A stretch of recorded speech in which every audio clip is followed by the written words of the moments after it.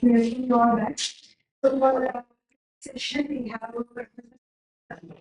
she can share in sustainability and has made immense contribution in discipline of sustainability and through teaching and new program management. So ma'am is the professor and director.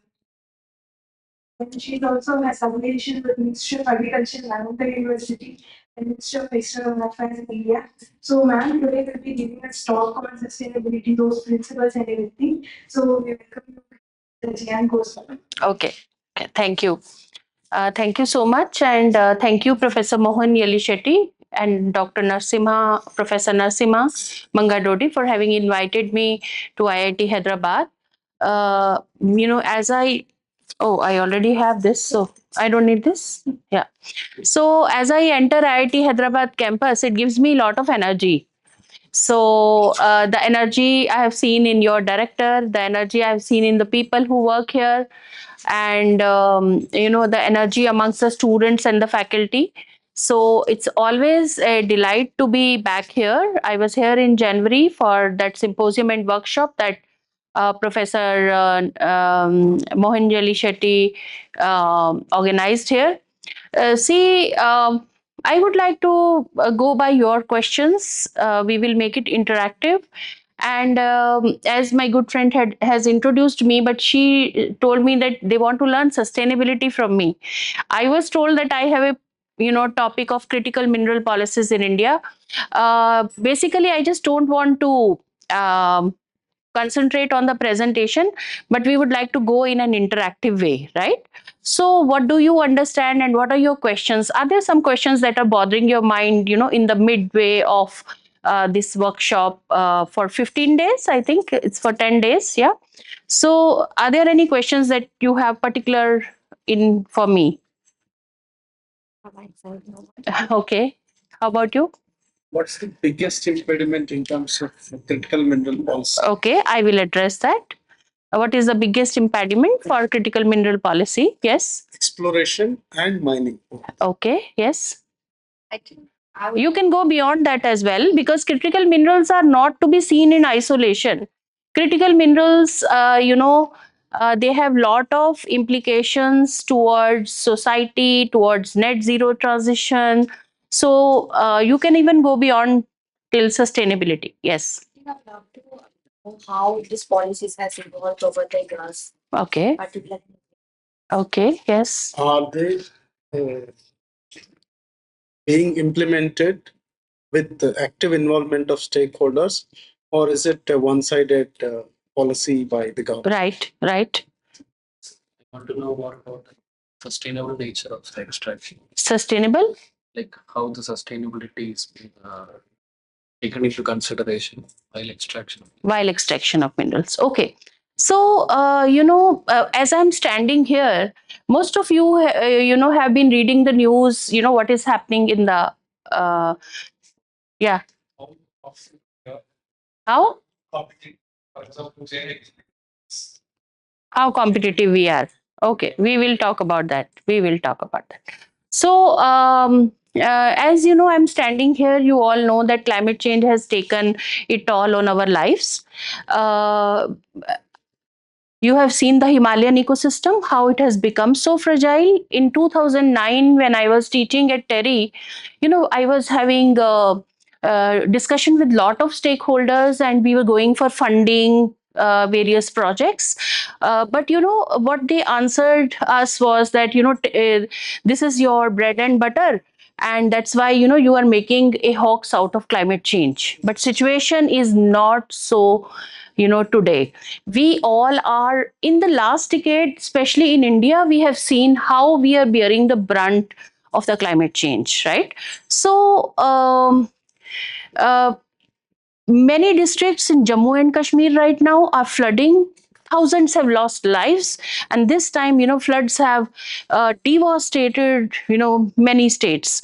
And you can also talk about Himachal. Supreme Court has said that Himachal will be out of India's map in next 15 years.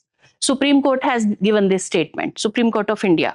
So the situation has now become so grave that there are flash floods and villages get destroyed within seconds, right? Similar is the case in other Himalayan ecosystems. We got to know that our neighboring countries are also suffering. Pakistan and Bangladesh also are suffering with the flash floods, Nepal also. So what I'm trying to tell you is why I'm talking about this in critical minerals. It is because we have exploited our natural resources so much, and these are the impacts that we are suffering. And it's not only our country. You have seen the California fires, Australian forest fires. So it's not only the flash floods, but the droughts and forest fires and many other climate events. They are not only more in frequency, but also the magnitude is so high. For example, if you see this year whatever we saw, this is, we can compare it with the tragedies in 2013 that we had in Kedarnath and Badrinath. So all these climate events have taken it all on our lives. Now we need to move towards net zero transition, and that's why we were talking about Paris goal, right? And India has also made huge commitments as far as it comes to net zero transitions. I am not concentrated towards north. If you come back home, Chennai, always having a water crisis, and many other climate events are also happening there. Air pollution has taken in Delhi. If you, from August till December, the sky is always hazy. And once, I had an Indo-Australia workshop in November, and I was so feeling ashamed that my Australian counterparts, how will they survive in this kind of environment? Because it was all dark and it has already started, right? So why it has happened? We have put lot of pressure on our natural resources. We are I'm not saying that green revolution was bad, or exploiting minerals is bad, because we need resources to survive. And the problems of post industrial revolution were so that we really need to make sense of we need to provide food and nutritional security to our people, right? And we needed fossil fuels as well, and that's how that exploration began, and India has been working on this. So now in the net zero transitions, every country has made goals. Most of the companies have committed to net zero partnerships. If you talk about Shell, ONGC coming back home, they all have a net zero strategy in place. GAIL, Oil India, and how are we going to achieve that net zero strategy? Can any one of you throw some insights? We want to be net zero by 2070, but we have a short term goal as well by 2030. What do we want to achieve through this? What are our initiatives that we are taking? Yes? Reducing greenhouse gases. Reducing greenhouse gas emissions. Okay, this is one of our goal. I mean, green hydrogen. Green hydrogen is one of the technology that India is betting upon. What else? How can we do that? Just don't focus on critical minerals. Go beyond, all the sectors and find out whether it is sustainable agriculture or sustainable mobility. We are talking about green buildings. You just think for 1 minute and write in your notebooks what are all the resources that we need, and how do we need to go towards, other kind of technologies. Yes. Sorry, I'm like, I'm such kind of professor. I give more work to students. I'm infamous for that. But that will help you, explore yourself. So I just don't want to make it one way. कुछ भी लिखिए आप, you write in your notebook. You don't have a notebook and you have come to class. Once I didn't have a pen, and my father told me that a student without a pen is a soldier without a sword. So you will die. So shall I give you one paper? You have a paper? दे देते हैं. Yes, not. You also come. Here, लीजिए इस पे लिखिए.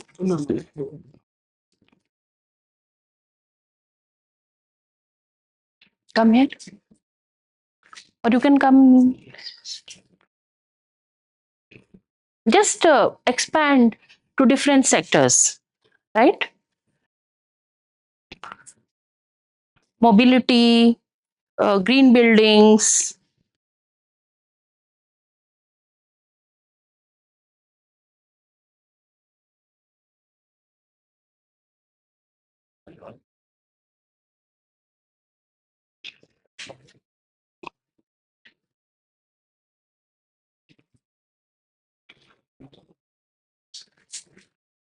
What's that? That's- I'll have tea. Thank you.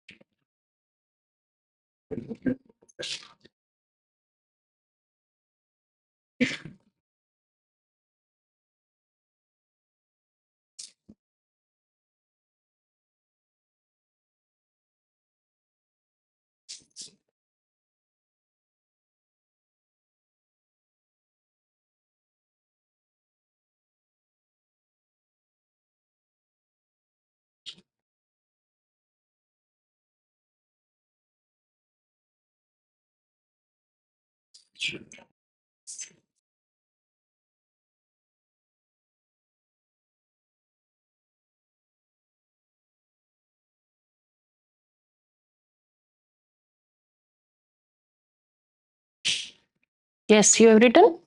What you have written? Coming to net zero emissions, Yeah, please. everyday like the goals that we have already known, like green hydrogen, as well as NOx, SPX reduction. Your friends are not able to hear you. So I know a few technologies where this can be achieved, which is not which may not be Okay. understandable to other departments.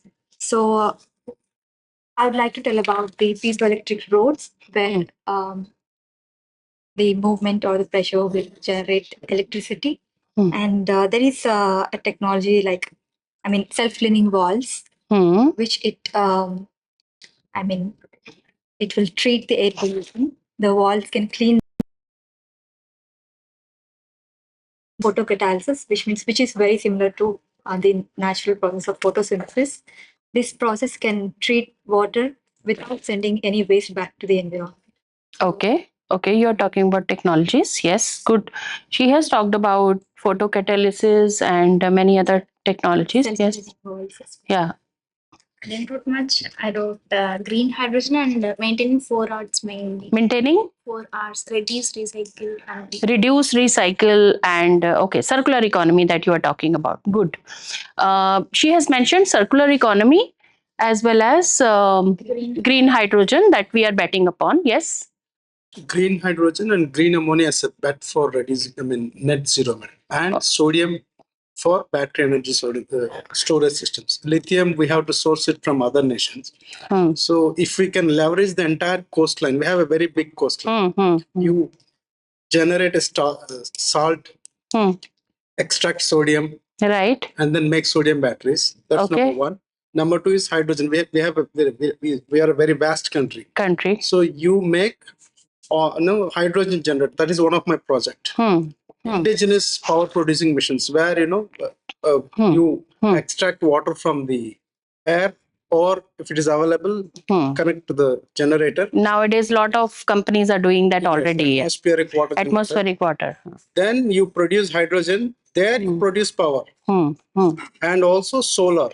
So with the resources available in this country, it is very easy for us to achieve net zero compared to any other nations. Okay. Considering Okay. Because of the natural resources Yes, that yes. you So green hydrogen, green Uh. ammonia, and sodium. sodium batteries, and carbon sequestration. Very good. Carbon sequestration also we will talk about, and that I think your question of environmental or sustainable mining, carbon sequestration is one answer to that, and a lot of Indian mining companies are doing that. Yes. Carbon footprint, Reduce carbon footprint. Okay. initiative toward hydro energy. Hydrogen. Yes. Anything else? Oh, yes. Ma'am, in place of thermal energy, we should go for green energy like Uh-huh. hydro and thermal energy. Okay. We should, as much as possible, we should avoid thermal energy We should avoid thermal energy. to Okay. reduce the greenhouse gas. Gas emissions. Okay. Good. Good. Yes. Something is we have to plantations. So many trees you have to grow up. Afforestation. Forestation. And another one is the some you have to capture the some Hmm. carbon things in the environment by this is some compounds like metal organic some moss, like any membrane technologies Membrane technologies. Okay. capture the carbon. Yeah, I think I'll start with the early education, environmental education, and that should be very much compulsory. Though we have compulsory, it is not. We take it as an elective subject. It should be very much. We should focus on it because having this sense of sustainability in the in the civic sense of people, it's very important. That's what I think at first. Yes. Secondly, the provision for carbon credit. Yes. We will talk about that as well. So the tax exemption of carbon tax and all, and government's more focus on the budget for Mhm. how can we make whatever renewable energy transition facilities we have to make it affordable, to make it accessible. Like also encouraging the generation which are trying to do it. Like recently, IIT Kharagpur has installed a solar thing in a road, and the roads emit light in the night. So those kind of technologies, indigenous technologies, and I think lastly, the also making the again, it's all about people making the cities livable. For that, we have to focus on how can we reduce the urban heat island effect. Mhm. You're giving example of And also waste management. waste management, Ah. pretty much. Because if we want to focus on smart cities, yeah. Yes. And in case of minerals, probably, nowadays we have emerging technologies. So we can, there are technologies for using AI to how can we do Yes, we can do that. exploration. Yes. Basically, the goal is to, we need to balance whatever we are emitting and whatever we are sending back. Very good. As per IPCC agreement, I believe that we have 2030 we achieved that 50%. But the point is that we have achieved only the installation part. Yeah. We didn't achieve the generation part. We all were talking about Yeah. Installation. We achieved only installation part. the solution because we are largely dependent on. So green mining, it is not that easy for energy transition in India, for at least for coming. Right. So only practice should be green mining. What sources we can very. Okay. Thank you. Thank you. Good points that you are all are talking about. Yes. Ma'am, I also managed. I just came now, so I think like at basic level we should be like conscious of little things which we do, like segregating the waste at which we generate, so that in waste when it is burnt, also it is releasing a lot of toxic gases into that. So at basic small things, if we take care, it will create a larger impact. Right. This is one of my point. And rest like larger things, it is being we are implementing it step by step. But we should also focus on how each individual level we can contribute to that development for Right. Good. Why we but the question is how to achieve net zero. If I'm Yes. So one is point wise I'll go. One is the renewable energy. So we have to put more of solar things, but again solar do consume lots of plants. So we have to be cautious about that. Second is getting into newer energy generation technologies, which is existing like nuclear energy, Mm-hmm. geothermal energy, Right. which you go into the underground and produce lots of energy. So Okay. that is one angle. Other angle. Geothermal, you said, Yes. no? Yeah. Geothermal, nuclear. Yeah. Nuclear also. We are upping up nuclear as well. Again, nuclear needs lots of mines, metals, minerals. Yes. That's it. And again, we are dependent upon coal, like for 70% of the energy production. Right. So we have to look at that to get into at least bring down to at least year-wise 50%. Whatever the targets has to be cut from the policy. That is what regards with broader infra. Yeah, I got it. Yes. The second thing is that, as she mentioned, recycling waste, optimizing the food resources. Like example, we generate lots of food, which goes into waste. So we need to have 40%. Yeah. 40% in developing countries, the food is wasted in the while it reaches from farmer to consumer. And developed countries, they have very well developed supply chains, but even then they also waste 30 to 35% of food. Why? Because they waste the food at the consumer level. Okay, so the food wastage is same, but the ends are different. Yeah. इसको थोड़ा ठंडा कर सकते हैं क्या? Do we have temperature control? So yes, ma'am, one is the food wastage and redesigning the buildings, whatever you said, like energy efficient buildings, green buildings. And right from we use a lot of materials, for example, to construction, right. Like 70%, 60% is of materials. Right. We use green materials. Right. In spite of using paint, steel, all those things. So that also can be, incorporated. Right. The second one. No one has mentioned electric vehicles. EVs, yes, no, I've written. I've written. Okay. Green mining also. I don't think. We will talk about it. For example, to reduce the fossil fuels, we have to get into the EVs. Again, there is a lot of debate going on about EVs, whether these are really useful or not. Because even I have my doubts. Yeah, that's right. And if you take electric vehicle, in India, they depend on electricity, and our electricity is coming from hydro or thermal, right? So that again is not very sustainable. So how sustainable is our sustainable choice? That I don't know, right? And when you also talk about solar, UK experimented with solars, and now that lot of wastage of solar panels is there in UK. So they don't know how to dispose of, right? So again, my question that how sustainable is our sustainable choice? So these are the issues that right now we are dealing with, and I think this young girl from Assam is. What's your name? Mashmi.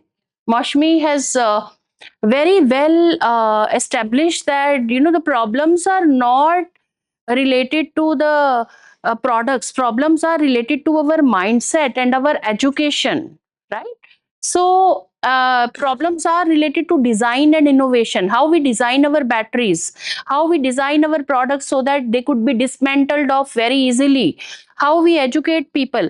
Whatever we are today and whatever sufferings that we have today are the result of managers or business managers who never thought about the triple bottom line, who never thought about what will be the environmental and social impacts of our products or services. We are only talking about the economic aspects, how much money I will be gaining, how much profit I will be making. Even if you talk about any marketing people, you would even on the ads on TV, they will ask you to use the shampoo more and more, use thrice a week. Use thrice a week. The entire fashion industry, what is happening there?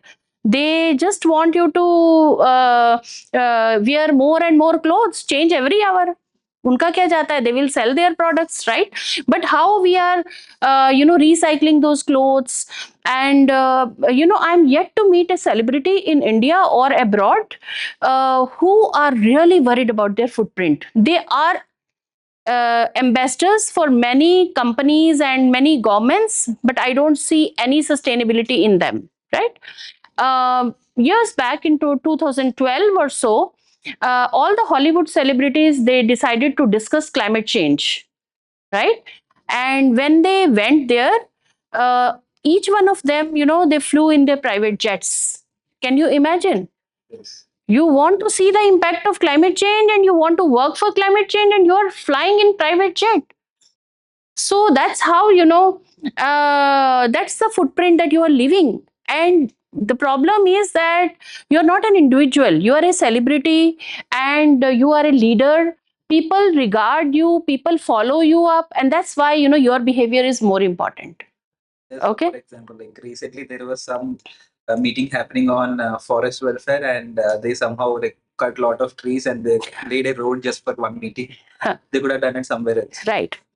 So that's how, we are talking about things. So I think in my classes, I always stress on that point that Mosami said, that we need to educate people. When you design a product, why are you not thinking about, you design a packaging or you design a service, you're not thinking about the environmental and social impacts, how much profit you are making. And in a race to, deliver more and faster, you want to beat your competitors and you have more emissions. The faster the supply chain, the more the emission is, isn't it? Now, all of you buy products from Zomato and Blinkit and Amazon, and when they reach your place, you don't like, you send it back. That product is ordered by someone else. He or she also doesn't like. That is against. Have you imagined 3 times one product is being packaged? And you are talking about circular economy. You are talking about the footprint, right? So you pack one product 3 times. One person opens. So whatever is the impact of these customer relation policies, this is also very important. So there are a lot of issues, and I have taken your thoughts on these, and this is very important to understand that where do we stand now. Each and every country is now going for net zero emissions, and we have also set a target for 2070, and this is our basic goal, that we want to achieve 500 gigawatt of fossil fuel capacity by 2030, 50% renewable energy by 2030, and reduction of 1 billion tons of absolute carbon reduction by 2030, and reducing the emissions intensity by 45%. I think you understand, what is absolute emissions and what is emission intensity. Do you understand the difference? What are absolute emissions? There are two targets you can see here. Reduction of 1 billion tons of absolute carbon by 2030 and reducing the emission intensity. What is the difference between these two goals? Fixed. Hmm. Intensity is the uh,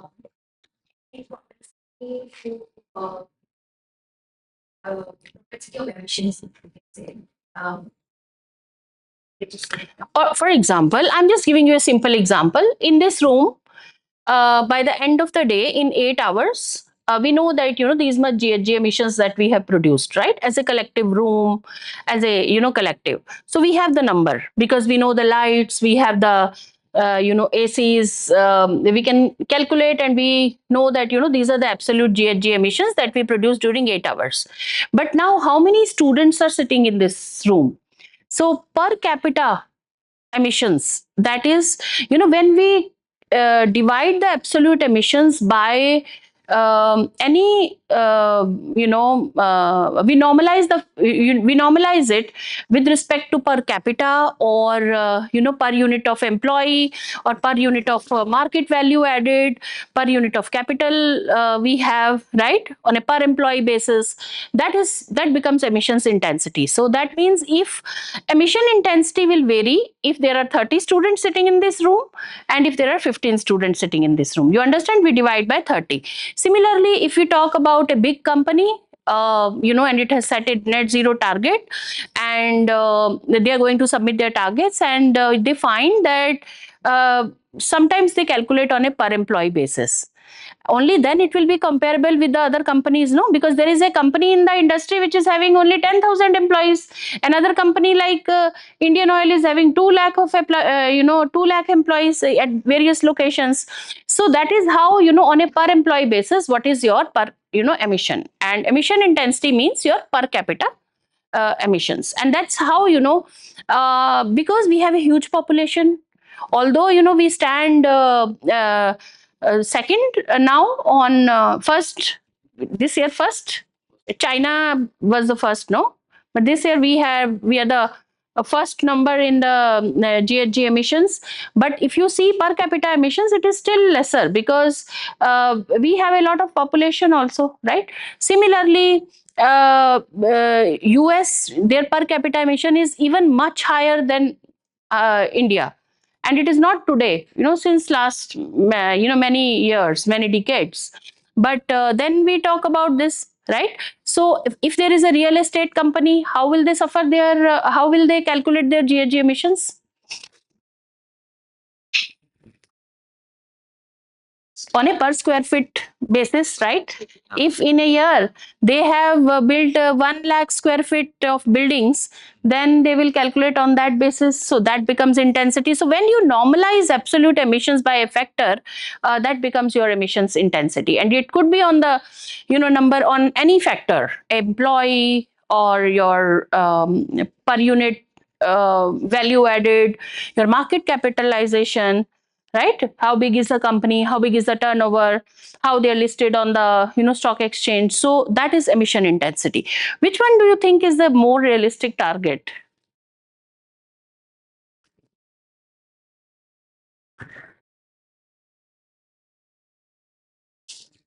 What are the pros and cons of both the targets? I told you that, we have 2 types of targets, absolute emission intensity. So what are the 2 types of targets? What are the pros and cons, advantages and disadvantages? In absolute, you don't like we can't judge the scale of that particular industry. Like if we are doing per individual, then we know like these many people are working and get the absolute. But it also depends on the type of work they do. Like Right. in some industries, which they can be very energy intensive, but still only few people are needed. So in that case, it will be like over. Yeah. If you take it on a global scale, right? Absolute emissions make more sense, right? For example, how much you are able to reduce. But if any company says that, my per employee is this much, then, that's not a very realistic target. But if you take emission intensity targets, they are more comparable within the industry, comparable on a cross industry basis, right? So similarly, in India, we have huge emissions, but if you compare it with per capita, we do much better than US or UK even now, right? So that's there are advantages and disadvantages of both types of target. Then you must not forget that whatever targets that the companies prepare, sometimes they prepare mixed targets also, right? For example, this one you have seen, this is a mixed target. India. Just because we are decreasing intensity doesn't mean that we are decreasing absolute emissions. That's why mixed target is preferred. So India has set a mixed target. So you understand that why net zero emissions are important, because from the global policy, and we are part of Paris Agreement, and even for us it is important because a lot of emissions have really given us climate disasters, right? And we want to reduce air pollution. So policy is important from that perspective. Recently, Delhi government said that, all the 15-year-old vehicles will be scrapped off, right? But some 15-year-old vehicles are doing very good. So that was not the right kind of unit that they use, right? So they could have used the right kind of unit, for example, per kilometer used, right? And the condition of the car. So now they have reversed the policy, right? So what I'm trying to tell you is that policy is very important for achieving any goal, national or global. And in net zero emissions, we have global policy goals as well, and we have national goals as well. Okay. Now, these are the various investments in technologies that India is talking about green hydrogen, as already told by some of you. We are talking about natural gas and LNG. We are also talking about renewable energy, refining and petrochemicals, and exploration and production and ethanol blending plants, right? So this is the investment in various kinds of technology. We need 1 trillion of investment for our net zero goal, right? So it's a huge investment. Finance is one problem. When you talk about net zero transitions, there are 4 pillars that you talk about. Number 1 is technology, right? So whether your technology is right or not, right now, if you see the nature of technologies, most of these are uncertain. Green hydrogen, where it's uncertain, so you do not have 100% success of any technology. We are in a huge sea of uncertainty, isn't it? So what is the green hydrogen? We are doing a lot of investment. You have seen that 2.3 billion investment we will be doing. Reliance is doing a lot of investment in green hydrogen. Reliance has also signed agreement with a company in Brazil to up our capacity related to green hydrogen. But we really don't know how successful this technology will be. If you talk about electric vehicles, we are not, we do not have short success in electric vehicles also, isn't it? Whether you talk about Tesla or hybrid cars, or you have experimented with CNG, but we don't have enough CNG pumps. You have seen the big queues, right? So policy, as he asked the very right kind of question, that how do we implement that policy is extremely important, right? So you must understand that we are in a huge technological uncertainty, not only us, but other countries as well. Ethanol blending, tell me. Now you have seen the controversy around ethanol blending. One of my student, he did his MBA and PhD both with me. He works he is heading sustainability department at Indian Oil. And 5 years back, he hired 2 summer interns from us, and he gave them this work. So he wanted to see that, what is the energy efficiency and how is the cost doing better or not. So, all these things he was talking about. They did a project and they introduced ethanol blending. But now you see the huge controversy. I'm not sure, and I don't want to speak on this. I'm yet to talk to him. मैं एक दो दिन से सोच रही हूँ that I must talk to him. But they say that as far as इसको थोड़ा temperature down कर दो, थोड़ा गर्मी लग रहा है इधर. या मुझे ही लग रहा है? आप लोगों को भी लग रहा है? नहीं, ठीक है. So maybe I'm getting old. So that's how green hydrogen, what we were talking about, ethanol blending, right? So every technology has its pros and has its cons. So that's how we are not उसमें energy का देखो और cost efficiency देखो, तो who is going to benefit, which stakeholder, whether customer or company or whosoever is going to benefit. So first is, whatever technology that we are, geothermal has lot of scope. He talks about, you are from Nalanda, that there are a lot of hot water springs in Nalanda.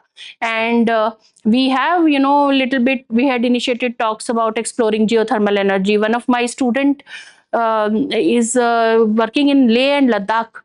I got him placement in ONGC, and now he's working in Leh and Ladakh to explore geothermal. So India is also working on geothermal energy, right? Green hydrogen, I've already talked about. Nuclear energy, you know about NTPC. NTPC has set up a new company to explore nuclear energy, right? So they have also made huge investment, and they are working on it. So these are the alternatives that we have. But again, I will ask you a small question. Do you think that our reliance from coal will be over soon? What is your personal opinion? Yes. As a professor, I can talk about it, but yes. Yes. Huh. How? With the energy intensity we require, Hmm. green hydrogen is the best option, or green ammonia. We have to transition, otherwise we'll be stuck. So you think that, our coal reliance will be over soon, right? Okay, yes. How and why you think so? See, there are different opinions, and you must express your opinions. That's what I want to hear from the young people. Yeah. Because increasing of demand, we can't fulfill by another source. Man. Okay. Maybe because he's working on those technologies. He's already working on those technologies, and he has more confidence on those technologies as compared to, as a layman, many people say that, we won't be over with our coal reliance. But people who work with that technology, and they will show more confidence. For example, if you are working on a technology and you have experimented in lab and it has given you results, so you will be having more confidence. But is that confidence enough? Again, your next question was there, that how we have a lot of policies, but how do we implement?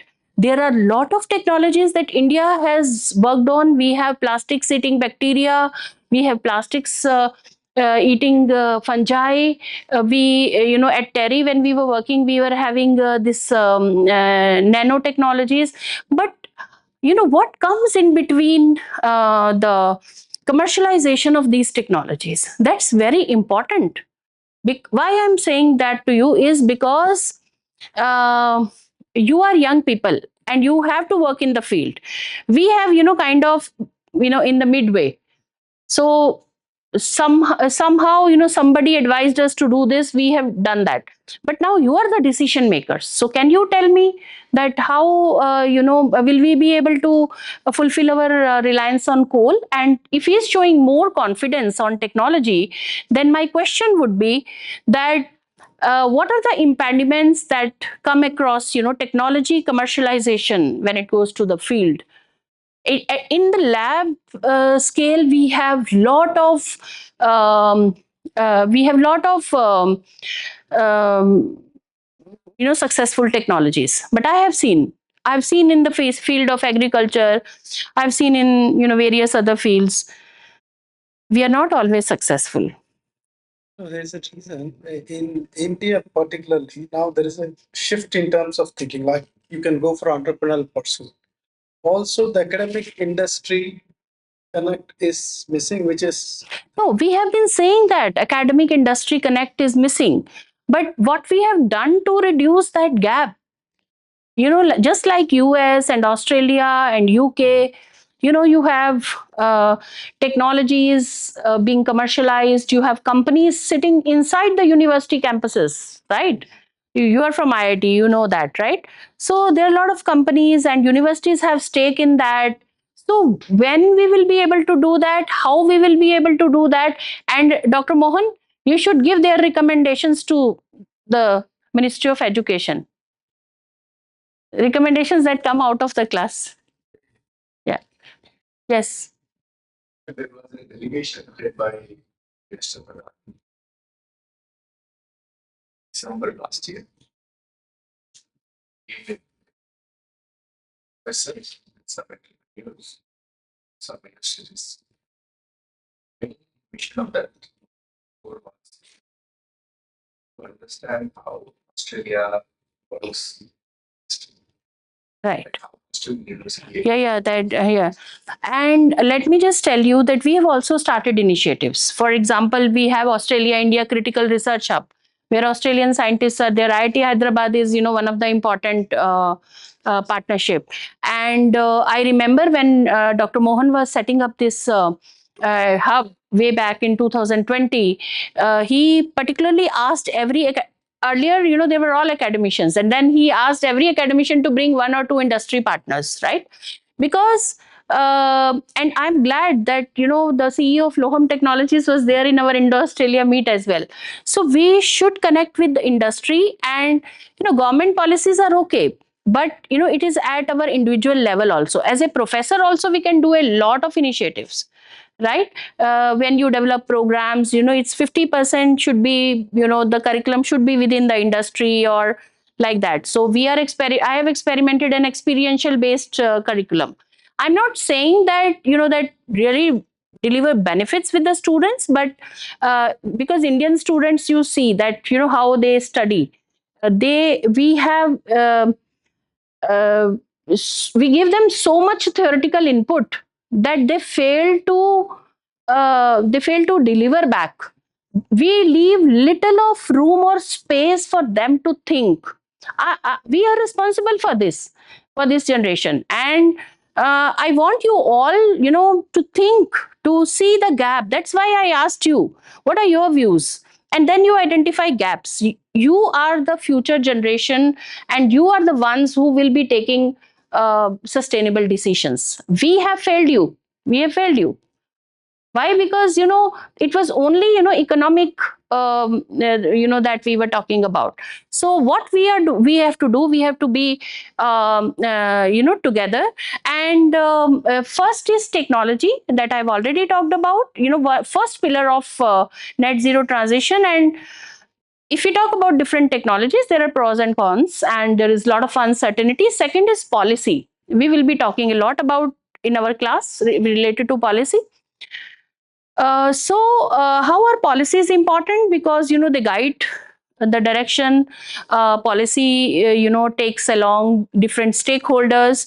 Nowadays you see, whether it's national resource efficiency policy or extended producer responsibility, every draft of every policy is available for comments from public, from the students, from faculty, etc. So this is where we can participate. And we will be talking about this policy. Third pillar is capacity building, isn't it? Technology, policy, capacity building.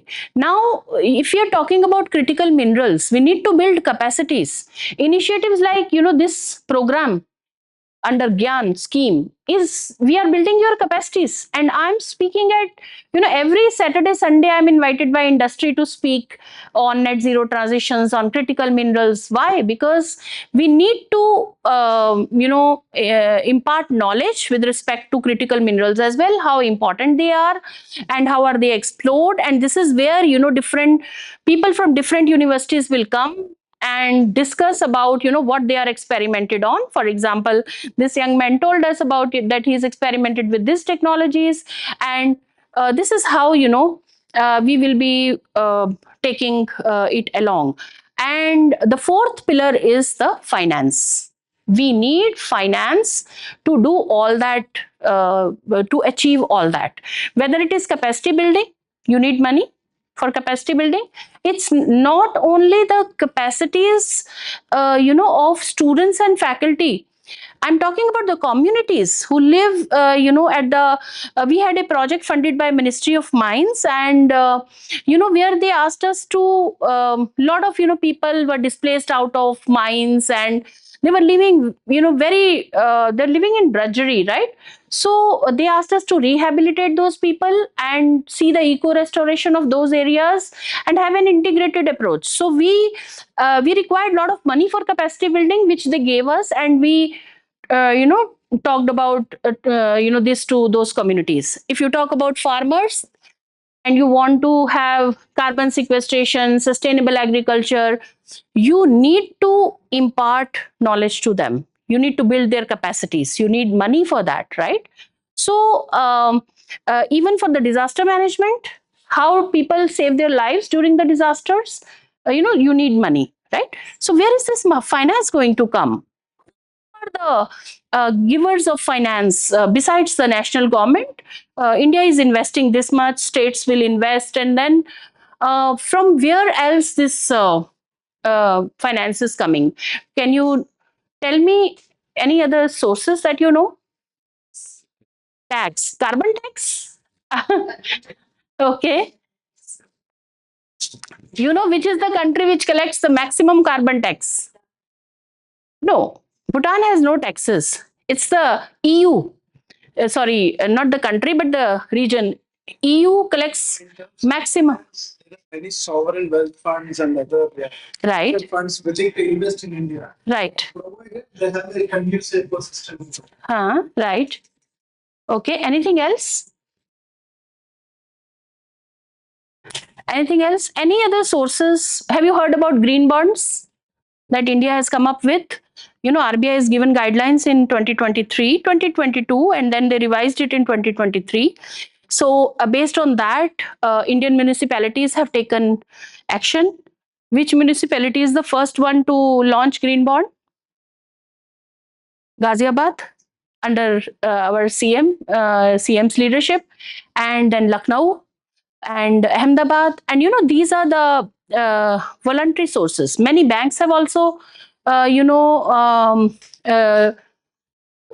come up with the green bonds. Earlier, there was no guideline, but now there are guidelines through which we can very easily take responsible.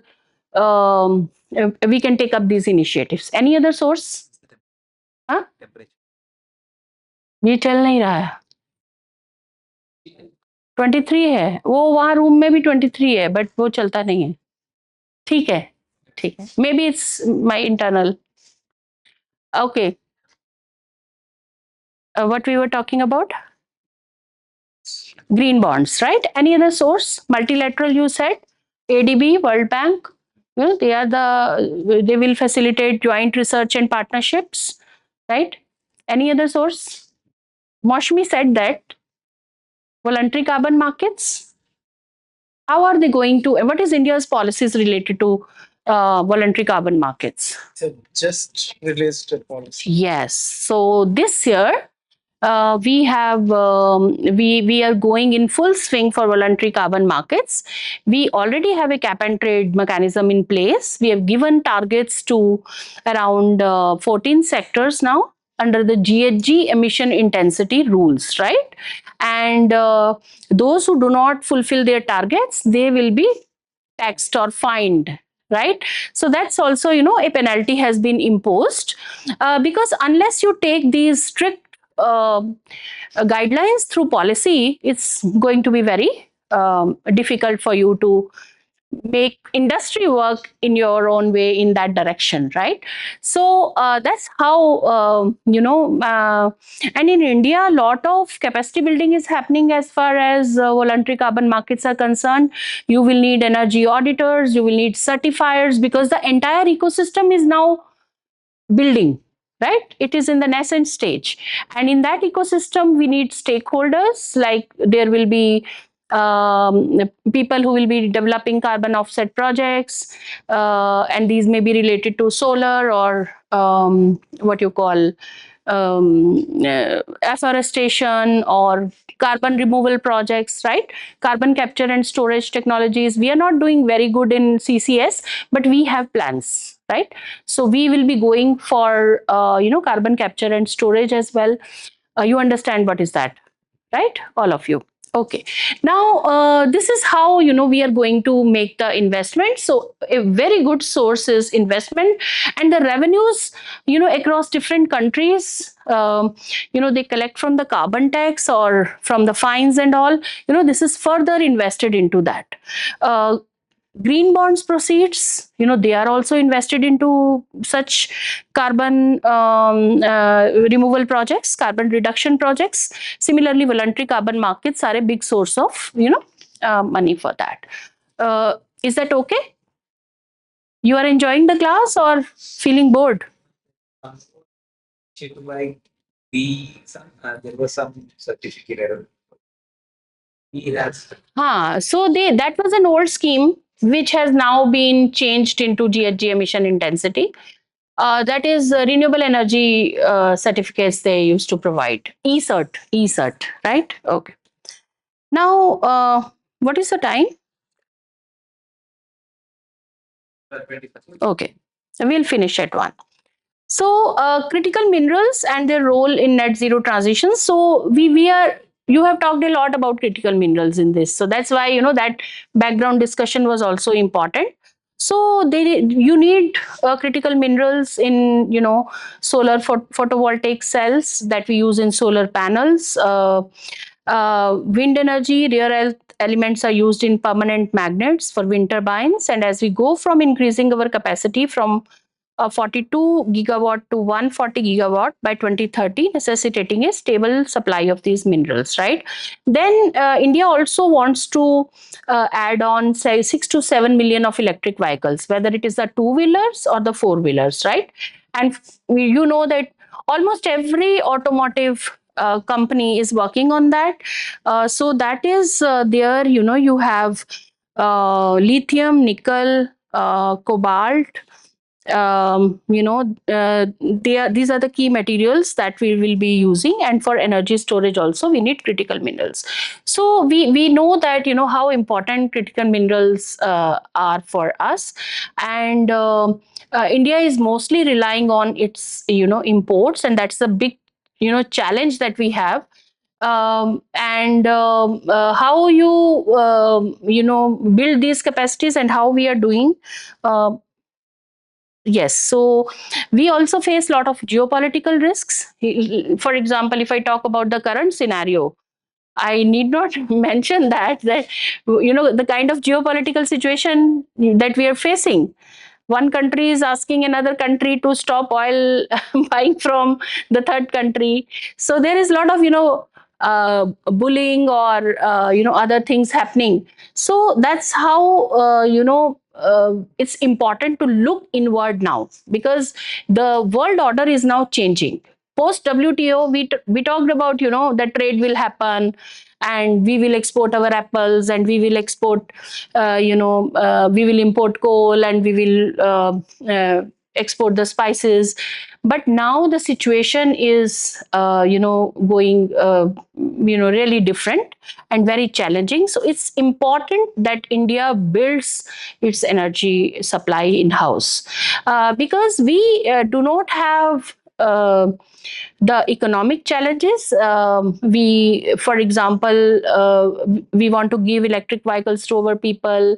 We want to generate green employment, but also we are suffering from the GHG emissions. So already a lot of air pollution is happening here and other things. So it's time to look inward and build your own energy supply. And I would recall, what my friend Mohan was saying, that you know go global but act local. So we need to take technologies from other countries, but at the same time we need to reserve our supplies. And this is also critical mineral exploration, or this also comes up with a lot of social and environmental risks. And someone asked this question as well, that how we are going to see that we do responsible mining and all. If How many of you have worked in the mines? Good. So, can you tell me the social and environmental state of that area? I have worked in mines, but I will tell my experience. But yes, I'm talking about India. I mean, the overall impact is good. Hmm. Habitation's well-being is taken care of, Hmm. and they get employment generation. Barring few 5 to 10% flip side issues. Otherwise, this actually creates a Hmm. Hmm. good momentum for the first generation or the second generation residents living across those mining. But they only get jobs. They don't get entrepreneurial opportunities. Did you only mentioned that we need startups and entrepreneurship in this space, right? And what we are talking about is only and only employment. They work as mechanics. Let me just tell you the psychology of the people in many mines. They think that this is our resource, and government is undertaking this. You're from Assam, so so they think it's our resource. In the morning you see a lot of people on cycles, and they steal coal and they sell, and they earn 2,000 rupees. They don't need your job. Man, it's 60,000 rupees in Jharkhand. And why do they need? Sometimes 2,000 was the rate, long back. But now they must be getting more. So they drink, and they are involved in all kinds of, scurplus activities, unscrupulous activities. So that's how there is a conflict in these areas, where the tribal people say that this is our resource, and government claims it's our resource. Companies, big companies like Vedanta, Hindustan Copper and all, they think it's our resource. So there is always a conflict in these areas, right? And the moment you try to explore more minerals, and right now I think Geological Survey of India has found out 368 sites, critical mineral sites. And you while you are trying to explore, you are doing a lot of disturbance to the local. Some of these will be far off, where there will be no habitation, but there will be people, there will be plants, there will be animals, and you are doing lot of disturbance. So there is always a conflict in these areas, and we have to, move with caution. We do not only have to say, again, we do not only have to see that we explore the minerals and we sell it or we use it in batteries. What is our plan for rehabilitation of those people? You talked about, jobs, and most of, these in Jharkhand. What was your experience in which state? Andhra mines are really better. Karnataka is also better.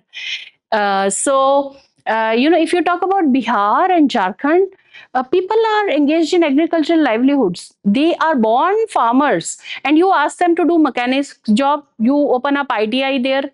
So there is a big psychological conflict also. You are trained in solar energy, and you join my company, and I ask you to work on wind or geothermal, or you work in administration department. Will you like it?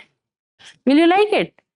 Because you're talking about technologies, and I say that, you go and work in admin department. So that's how, at one of the place, they asked us to prepare a rehabilitation plan. And when we went to survey those farmers, and it is important that we talk, because technologies ke bare mein, exploration ke bare mein, Mohan will tell you a lot of stories, right? Mohan, right? So it's very important to talk. Huh? No, they are not sick. Never. They are never sick. See, we must appreciate that a professor from Australia is coming here to teach you all. We have limited knowledge here in India. We accept that, and I also learn through his initiatives. And he's very active since last 5 years. So whenever you talk to him, he's always busy building, this Australia India Critical Minerals Research Hub, and we must clap for Mohan, right? No, that's also a bit of exercise for them. So you understand? Since Huh? 5 years, he is pursuing this. No, but I'm talking about AI MCRH. I have seen him, devoting 24/7 for this. He's available at 3 a.m. in the morning, Australia time. So that's why, I'm telling you. So when you do something with passion, you can actually achieve it, right? So you are very lucky that this course is happening and you are learning. And we have to learn a lot from the Australian mines, because when it comes to safety standards, when it comes to environmental and social impacts, they're doing much better than us. So when you build a rehabilitation plan, so uh, people were not ready to talk to company people. So that's why we were called, right? They said that we are not going to talk to company. They were pelting stones at them. And when we went with our team, at least they were ready to talk to us. And they said that they have built flats for our rehabilitation, and we have गाय है, भेड़ है, बकरी है, कहाँ रखेंगे flat में? They refused to go there.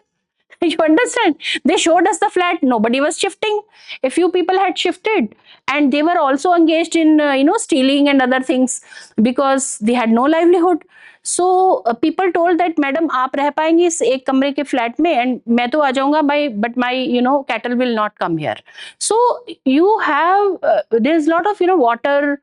There are a lot of water related issues there. Groundwater table has declined in those areas, and now I'm glad that companies are doing this and government is also taking initiative. But these are the issues that will come. And SPM and suspended particulate matter, every time you go there, they have to sprinkle the water in the evening. All these things are there, and people have lung problems. So it's not only environmental and social, but also health hazards are there. So there are huge problems. And if you are doing exploration at the a very high level, we need to take care of these. And it's very easy to start from the scratch, because with the old mining, we have mine closure guidelines, right? So we have to do EIA. We have to see that the mining area after the exploration is fully closed. eco-restored, right? So eco-restoration projects are going on everywhere, these are going on because, as per the principle of sustainability, we have to give back to the nature. So all that is happening. I know about Bharat Coking Coal Limited, who have established eco-restoration parks. So they are developing it as a tourism as well, right? I'm sure in Andhra and Karnataka also they must be doing this. So a lot of things are happening. They are also doing carbon sequestration to, to take advantage of carbon credits, how much afforestation they have done. We were involved in a big project for 5 years. And so the point is that how do you take advantage? And right now, when you are trying to explore the new mines, you have to keep these guidelines in mind, right? So social and environmental risks also we have to take care. Now, you know about National Critical Minerals Mission. I need not explain much to you. The first objective is to secure India's critical mineral supply chain by ensuring mineral availability from domestic and foreign sources. And this is a big, ambitious mission of Government of India. And I've already talked about, how we need to individually secure our mineral supplies, and then strengthening value chains, encouraging innovation through development of patents, skill development, mineral processing parks, and centers for excellence, right? Many congratulations to Director IIT Hyderabad and Professor Mohan Yeli Shetty also, that IIT Hyderabad, a new center of excellence has been established. Yes. Huh? Okay, okay. Coming up. Great, great. To you as well. Parks, processing parks. Which parks? Yeah, this is part of the policy. They will be coming, right? So in 2024, this mission has been, why do we call these parks? Tell me. Because set up an industry over there and process whatever. Yeah, we can set up an industry and we can have a recycling industry as well. We can have small, you know, SMEs, startups, other stakeholders, and that's how, these have been called as mineral processing parks. And here, you will also be taking care of various social and environmental risks as well, right? So the idea is that we have to strengthen our value chains by encouraging innovation through development of patents, building the capacities. Skill development is an important part of it, and for the next 7 years, and it's a big mission. You know about the investment. How much investment is there? 13,000 crores in the first year. So total 34,000 crores, right? And then centers of excellence. So these are the various components of critical minerals mission, where we will be talking about increasing domestic and critical minerals production. Um, uh, I'll talk about these in subsequent slides. Acquisition of critical mineral asset abroad. So we will be also partnering. We have already partnered with through Kabil, Khanij Videsh Nigam Limited, that we have already partnered, and they've made some investment, and Mohan will correct, in Argentina and Australia, and any other country, not as of now. Zambia, yeah. So this is how, we, to secure our supplies, we have to do that. And then recycling. Why recycling is important in critical minerals? Why Tesla is building lot of recycling plants within its campus? Why recycling is so important? These are small metals, lithium, cobalt, gold, some you're talking about very, huh? Yes, no, again, all these materials can be used for the Right. mining. It's like lots of time, 20 years gestation periods. Right. Bypass all these things, permissions, policies, and all. Right. You can use it immediately. Yeah, absolutely. Okay. Yes. Anyone from this side? Creating robust supply chain. Creating robust supply chain. Against Okay. geopolitical tension, supply chain issues. Okay. I think one of the suggestions was telling us about how we can extract minerals from even PCB boards. So How we can extract? I am sure about it. No. See, in a class, nobody is sure of anything. So you have to express, even I express. If I'm wrong, Mohan will correct me, you will correct me. So, see, when I was teaching for the first time, and I was very young, and in my dean asked me to teach a class of IAS officers. Just imagine, I was only 28 years old, assistant professor, and they asked me to teach, and I was very disturbed. I said that, I will not go. I just, they just asked me. So my dean gave me one advice that when you are going to a classroom, think that everyone else is a fool and you know everything, right? If you don't express yourself, how will you learn? If you don't have any question, if my students do not have question at the end of the class, I feel that they have not read the reading material that I gave them. That's very clear. If they read, they will have lot of questions. They ask 10 questions. I know 9, I don't know 1, but I will also explore, na? So I also learn through you. So yes, bolo, khul ke bolo, watch me. From that class, like he was explaining about his patent in DHL and how they are most dependent on the free resource, the free PCB boards, right? But then, but then if you go to the market and if you need to buy it, it's costly. So I think if there is some kind of stockpiling happens, so it can be very good. Very good. And that's what nowadays we are talking about, urban mining, right? So there is how many of you have unused mobile phones and laptops in your homes? How many? I'll ask you. Yes. How many you have? One mobile phone? Could be one. Your parents also will be having one, so two in total. Yeah? One? No. One. Good. One. Okay, so most of us have, one or two unused mobile phones, and there is lot of, what we call mineral and resources in that mobile phone or laptop, and this, goes as waste where we do not do anything of it. So that's how, we have to collect this waste, we have to segregate this waste, and critical mineral recycling and recovery is actually an opportunity because it is 100 times the cost of doing the going to the virgin mines, right? You are also talking about making gold in the lab. Diamonds are already there, right? Lab grown diamonds. So why they are lesser, cheaper?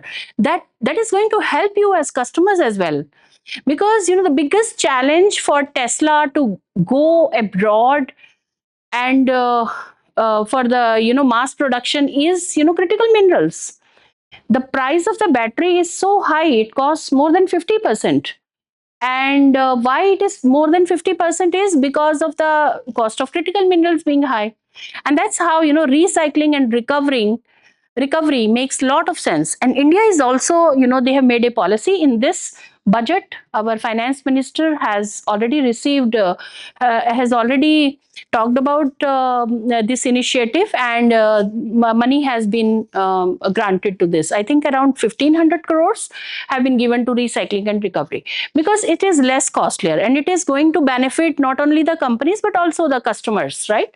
So, and when you go to virgin mines, what happens? A lot of social and environmental risk, right?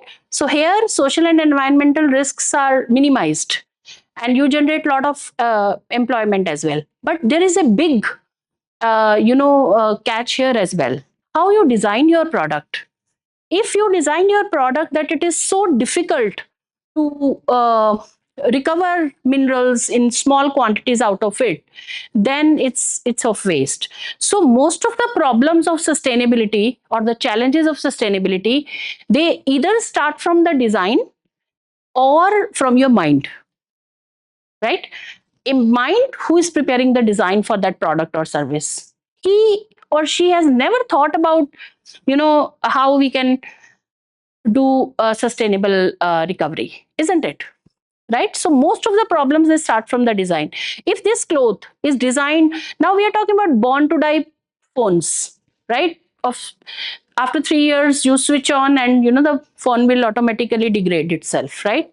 So similarly, if clothes are made up of recyclable, they are recycled, we close the loop, we do circular economy. There is a big center in Monash University. I think Veena is from your Veena Sahajwala, UNSW, University of New South Wales. She is there, and they are doing wonderful work, right? So again, recycling is very important, and trade and market for critical minerals. For this also, this is one of the component in the scheme. Scientific research and technological advancement, and human resource development, effective funding, financing, and fiscal initiatives that I've already talked about. So these are the major components of the mission.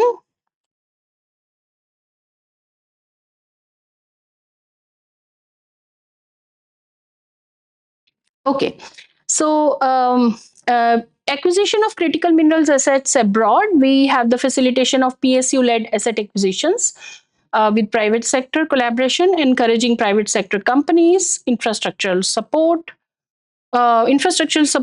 to be provided through Ministry of External Affairs, right?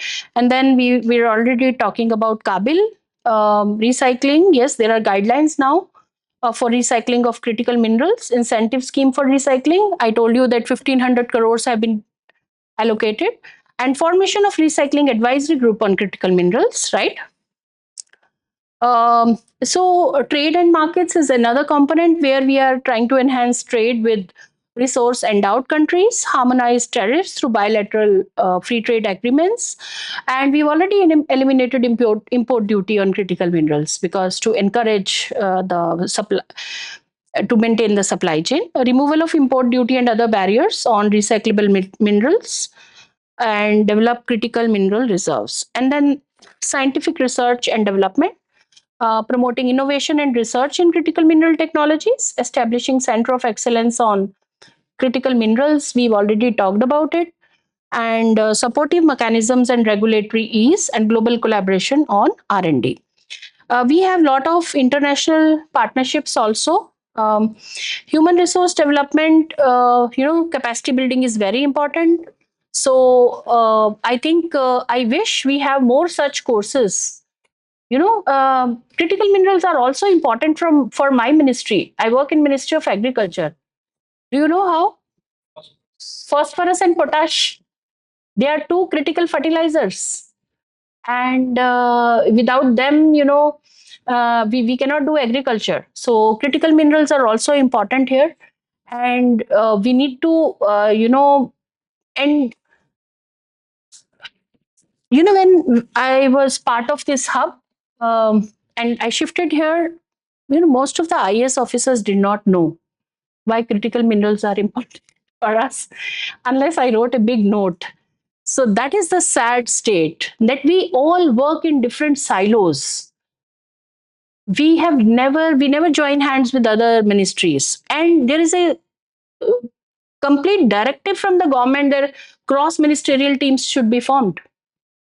But even then, we are not thinking about the future, how we are going to secure supply of phosphate and potash for our this thing.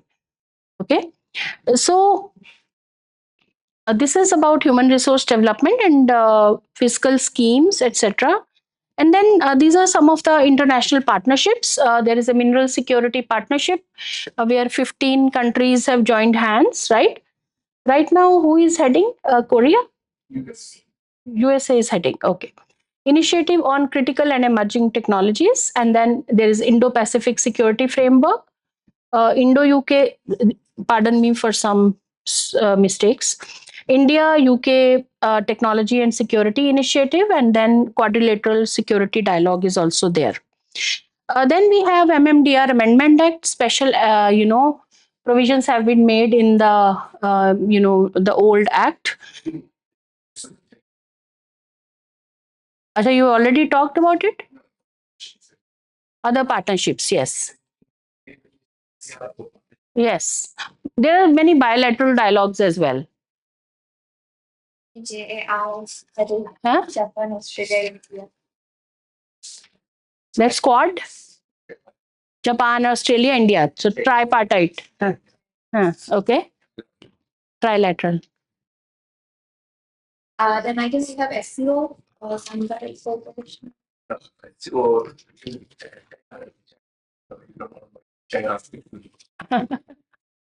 Neither Australia nor India. Okay, you have forgotten, I think. Huh? Okay. So no problem. UK, with UK also we have Indo-UK. Okay, so now as per the MMDR Amendment Act, we have added more minerals in the notified scheduled activity. Just give me 1 minute. It's also India Triangle. Hmm? Hmm? India Triangle. What was global south?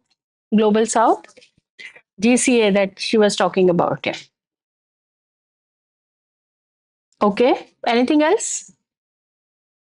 Can we include BRICS? BRICS, can we include, Mohan? BRICS.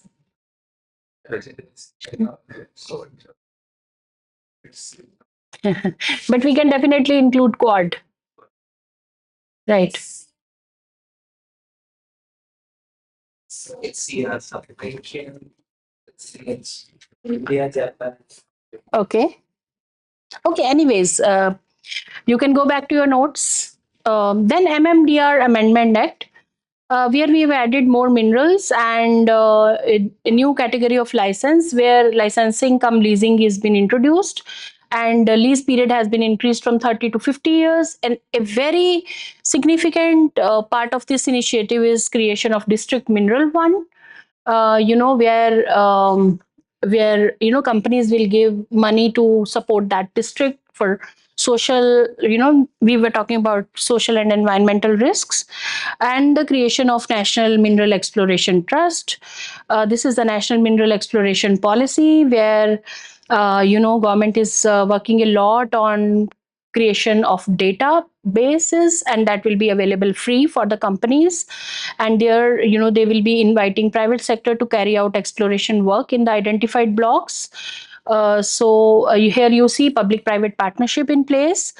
And there is a national geoscientific data repository that I talked about, a national center for mineral targeting to increase the discovery rate in mineral exploration. Now we have green mining guidelines as well. I think one of you was questioning about that, about how do we do responsible mining. So Government of India also has green mining guidelines where we talk about, taking environmental clearances in the beginning to explore any project. And National Minerals Policy focuses on integration of social. I did that project with the Bharat Coking Coal Limited, where they asked us to, do the integration aspect of mining. So how, they said that, we have these mines, and they gave us a site, and they said that while we are closing this site, you have to come up with a social and environmental um, plan. It was very difficult because on one hand we had eco restoration, we have to do the eco restoration. So a lot of other agencies were involved in the eco restoration, but they asked us to come up with an integrated plan, and this was way back in 2015-16.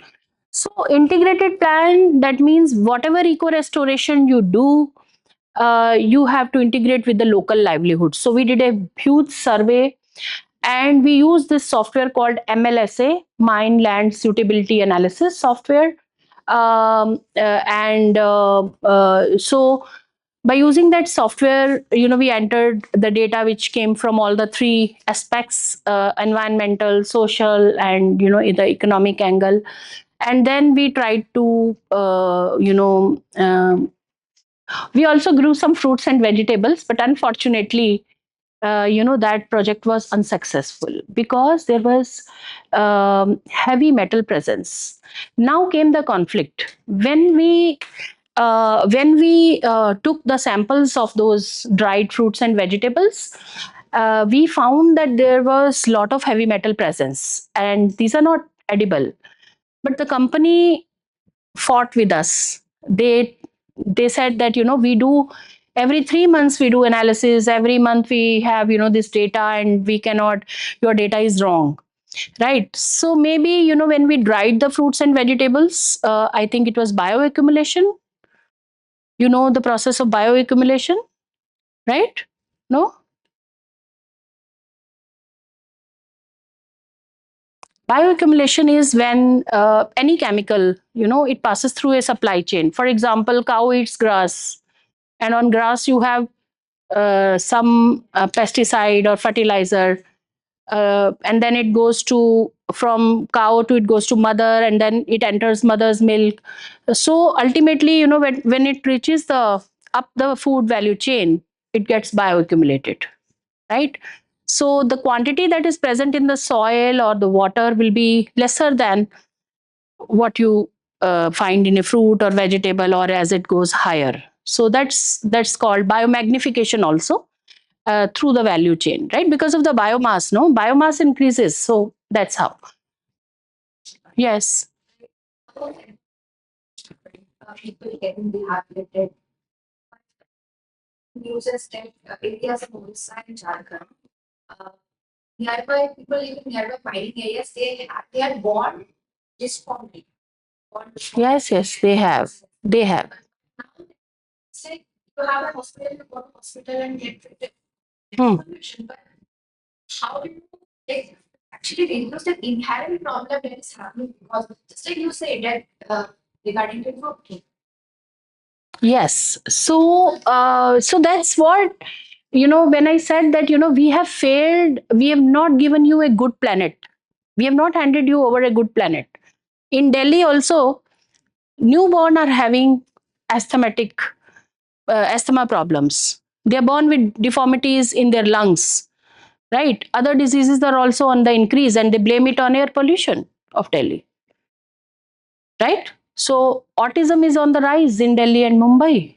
It's a different kind of. So you are absolutely right that when you are talking about Jharkhand and Odisha, people are born with the deformities. People who were there in Bhopal during the tragedy, see their generations, right? So it ultimately gets over to your genes, and through various kinds of mutation, uh, it causes a lot of harm to your well-being. So that is why I always stress in these classes that uh, it's okay that we are exploring critical minerals, but from the scratch, if we prepare these guidelines, and I'm glad that government is coming up with these guidelines after every 3 or 6 months. So our policy is making secure, is towards the right direction, isn't it? You do environmental impact assessment, you have mine closure guidelines, and then they're also working on various technologies, right? So biodiversity conservation, noise and vibration also, right? Sustainable practices such as energy efficiency, resource optimization, reclamation and restoration that I talked about, community engagement. So these guidelines have been provided, and once you comply with these, I'm not saying that we will be 100% successful, but we will be able to, implement a lot, right? And this penalty part is really good. That Indian companies, they have to worry about people and environment as well. So these are the various. We are also talking about zero waste mining techniques in that green mining guidelines, reprocessing and reusing mining waste, and then about National Green Tribunal, which solves the yeah. And then you have afforestation and green belt development. I have a few questions before the lunch. They should not trouble you over lunch, but after you come back, I want these questions to trouble you. and you discuss amongst yourselves that are these policy initiatives sufficient for our mineral security? We will make small groups out of you. What challenges and roadblocks you see in implementation of these initiatives? What are your recommendations while we go ahead with net zero transitions? While we move for critical mineral exploration, how do we ensure the environmental and social goals? What are the technologies you foresee to play a role? This will be on display. And what role different stakeholders play in ensuring supply of critical minerals? We will form 5 groups, right? And we will form now only. Huh? There's no scheduled activity for the afternoon. Okay. So afternoon, what we'll be having? Nothing actually. Can you all come? No. So you can discuss these questions maybe tomorrow. But if they are interested, let them come for an hour. Yeah, why not?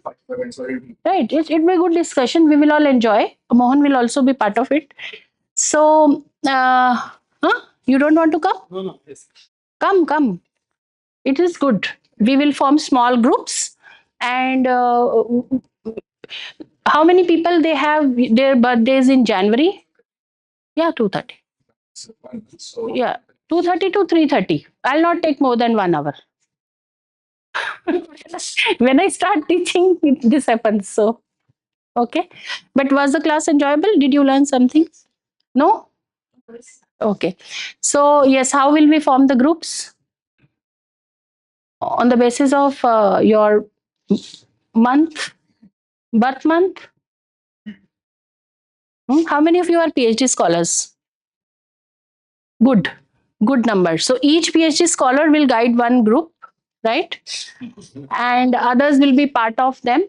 So, she's the PhD scholar, you both join them, right? How about you? You are MTech or BTech? MTech. You join them, Moshmi and. We are yet to become, at least me, yet to No, that's fine. That's fine. We are scholars. Yes. I know what PhD scholar means, right?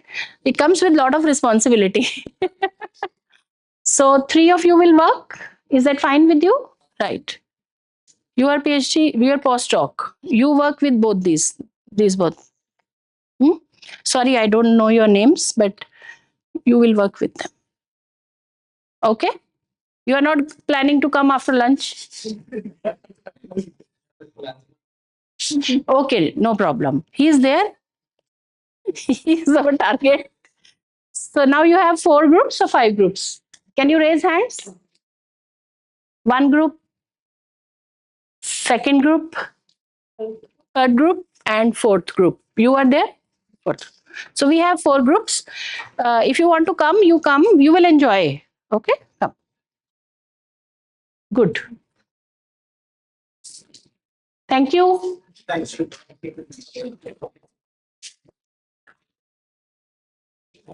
Questions are on display, so you can always use this.